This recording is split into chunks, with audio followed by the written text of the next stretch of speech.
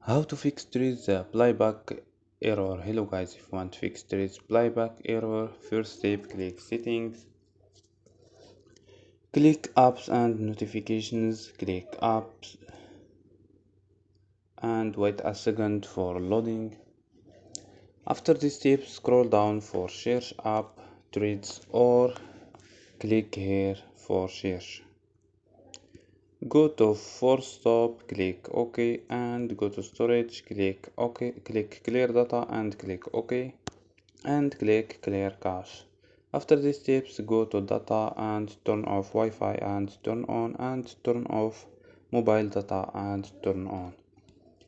So don't forget like and subscribe. Bye.